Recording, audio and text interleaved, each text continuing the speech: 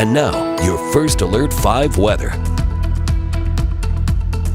So we do have a chance of seeing the northern lights tonight in Colorado, either with the naked eye or through a camera lens. If you remember back in May, we had a very strong solar storm, a G5 storm, and I could see the northern lights from Colorado Springs with my eyeballs. And tonight we have a high-end G4 storm most recently.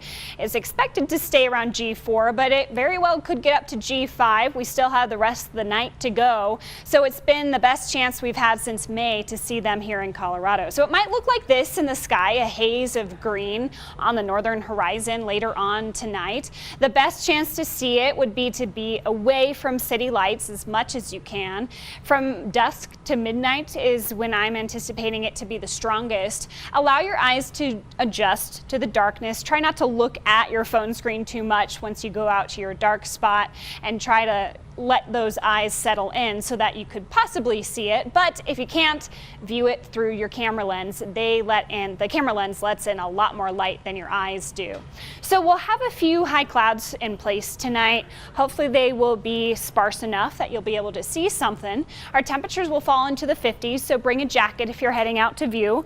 Pueblo, same thing for you. We're going to start off in the 60s between 8 to 10 and then cool to the 50s after that. A little bit more clear sky conditions for you. And tonight we'll eventually drop into the 40s in the plains, mid to upper 30s in the mountains, although Alamosa, you'll be pretty chilly, down to 31 tonight. And tomorrow is going to be another warm day, rising up to 80 degrees in Colorado Springs. We'll have some high clouds through the daytime, but we're still going to be riding about 10 to 15 degrees above average for tomorrow. 67 is where we typically are for this time of year. We're usually around 72 in Pueblo.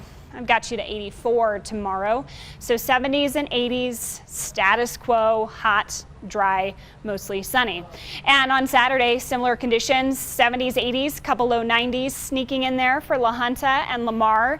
And the reason why we've been so hot is we have a blocking pattern. This high pressure has been blocked from the jet stream for now a couple weeks. So we need to see the jet stream start to push in some cooler air, some areas of low pressure.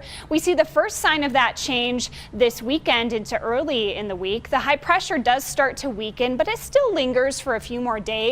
And then by this time next week to about 10 days out, possibly a greater surge of the jet stream and cooler air on the way. So we are going to see a gradual cooling trend, not a major temperature swing each day, but notice we have 2 more days in the 80s before 70s really take over.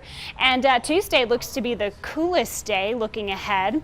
Although beyond the 7-day outlook, we could potentially have some colder days. There's just some high uncertainty in what exactly that jet stream is going to do for us.